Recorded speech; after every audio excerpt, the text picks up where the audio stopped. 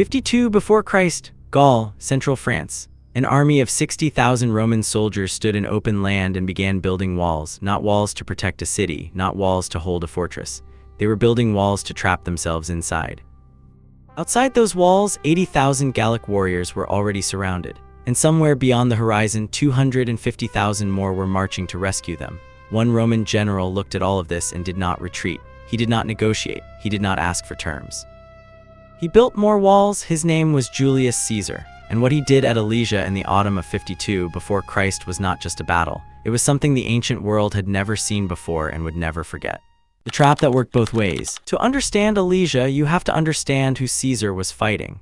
Vercingetorix was the most dangerous enemy Rome had faced in Gaul. He was a young Gallic chieftain, barely 30 years old, who had done something remarkable. He had united dozens of independent Gallic tribes under a single war against Rome, not just one tribe, all of them together. He used a simple and brutal strategy. Burn your own crops, destroy your own villages, leave the Romans with nothing to eat, no shelter, no supplies, and let the cold and the hunger do the killing. It was working. Caesar had been chasing Vercingetorix across Gaul for months, losing men, losing supplies, watching his army bleed slowly without a decisive battle. Then came the moment Caesar was waiting for. Vercingetorix pulled back to a hill fortress called Alesia. It sat on a flat topped hill surrounded by rivers and open ground. He planned to hold it, let Caesar exhaust himself attacking the walls, and wait for a massive relief army to arrive and crush the Romans from behind. It was a solid plan, with 80,000 warriors inside Alesia and hundreds of thousands more coming. Vercingetorix expected to break Caesar between two forces like stone between two hammers. Caesar looked at the hill. He looked at his 60,000 men. He looked at the open ground surrounding Alesia, and then he decided to do the thing nobody expected. Instead of attacking the hill, Caesar ordered his men to surround it, completely, not with soldiers standing in a line but with a wall. 11 miles of ditch, wooden stakes, towers, and fortifications circling the entire hill of Alesia. The Romans called it a circumvallation. The world had seen sieges before, but building 11 miles of wall around an enemy fortress with an army half the size of the enemy inside it was something different entirely. Vercingetorix watched from the hilltop as the Roman wall slowly closed around him. The plan that was supposed to break Caesar was now becoming a cage. The wall outside the wall. The construction took weeks. Roman soldiers worked in shifts under constant harassment from Gallic warriors who rode out from Alesia to attack the builders. Caesar had to fight and build at the same time. When the inner wall was finished, Vercingetorix was sealed inside. His food supplies would last weeks, not months. He sent messengers out before the wall fully closed, ordering the relief army to come fast. Caesar knew the relief army was coming. Every scout told him the same thing. Hundreds of thousands of Gallic warriors gathering from every corner of Gaul, marching toward Alesia to break the Roman siege. This is where Caesar made the decision that defined the battle. He ordered his men to build a second wall, facing outward this time, 13 miles of ditch, stake, tower, and fortification, facing away from Alesia, facing the open land where the relief army would come from. His 60,000 Romans were now standing between two walls, Alesia and its 80,000 warriors on one side, the approaching relief force on the other. Caesar had surrounded the enemy and then surrounded himself. There was no retreat built into this plan.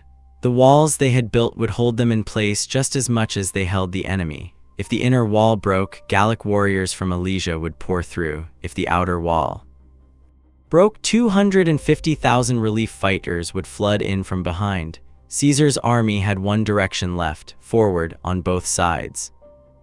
The night the world almost changed. The relief army arrived, 250,000 warriors. Some ancient sources say more. It was the largest Gallic force ever assembled. They covered the hills beyond Caesar's outer wall like a wave that had been building for months. Inside Alesia, Vercingetorix could see them. His men were starving. Some accounts say he had already driven the non-fighting population of Alesia out of the gates to reduce the number of mouths eating the remaining food. Caesar refused to let them through his lines. They died in the ground between the walls, in the no man's land where neither side would take them. The pressure on Caesar's men was unlike anything they had experienced.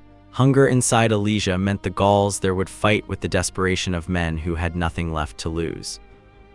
The relief army outside was enormous beyond anything Caesar's scouts had fully prepared him for. The attacks came from both sides at once. Warriors from inside Alesia hit the inner wall. The relief army hammered the outer wall. Caesar's 60,000 men had to fight in two directions, simultaneously running from one threatened section to another, plugging breaches with whatever soldiers could be moved fast enough. There was one moment, one night, when the outer wall almost broke.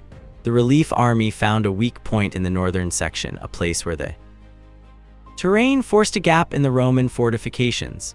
Thousands of warriors poured toward it under darkness. The Roman soldiers holding that section were overwhelmed. The wall was cracking. Caesar rode to that section himself. His men could see his red cloak in the dark moving along the breaking line. He called up his cavalry and sent them around the outside of the relief army's flank. The Romans held, barely. The collapse. The relief army tried again the following day. A full assault. Every warrior they had thrown at Caesar's outer wall, while Vercingetorix ordered everything inside Alesia to hit the inner wall at the same moment. The Romans were being crushed from both sides. Caesar moved along his own lines, visible to his men, sending reinforcements where the walls were bending. His officers held sections that should have broken under the weight of the attacks. Roman soldiers fought on walls that were designed for defense against a single enemy and were now being tested. Against two, then Caesar's cavalry broke through. He had sent his German horsemen, his fastest and most reliable riders, around the edge of the outer wall to strike the relief army from behind while it was fully committed to the frontal assault. The Gallic cavalry, riding with the relief force, turned to meet them and broke almost immediately. When the cavalry behind them collapsed, the infantry of the relief army began to pull back, not in order, in fear. Vercingetorix watched from the hill as the army that had come to save him turned and ran. The warriors who had marched from every corner of Gaul, gathered in the greatest military coalition the tribes had ever built, were retreating across the hills and disappearing. The following morning, Vercingetorix rode out of Alesia alone. He was dressed in his finest armor. He rode in a slow circle around the Roman position. Then he dismounted in front of Caesar and placed his weapons on the ground. He did not speak. There was nothing left to say. Vercingetorix was taken to Rome in chains. He sat in a Roman prison for 6 years, kept alive for a single day. The day Caesar celebrated his triumph, he was paraded through Rome's streets so the crowd could see what Gallic resistance looked like at its end. Then he was executed. Gaul became Roman. It would remain Roman for centuries. The language the Gauls' descendants would eventually speak was Latin. The religion that spread through their land came from Rome. The roads they walked on were built by Roman engineers. Everything Vercingetorix had fought to prevent became the world his people lived in.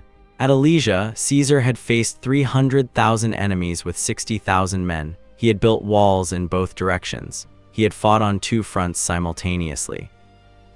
He had held a position that should have collapsed under the weight pressing against it from every side. He won not because he had more men. He won because he refused to leave himself a way out. The walls he built were not just military engineering. They were a decision. A statement, a message that said there is no retreat from here because there will be no need for one. 2,000 years later, generals still study what happened at Alesia, not because it was the biggest battle ever fought, but because of what it proved. That the impossible position is sometimes the strongest one. That surrounding yourself completely with no escape and no alternative can be the most dangerous thing an enemy ever faces. Caesar did not just win a battle at Alesia. He changed what winning was allowed to look like.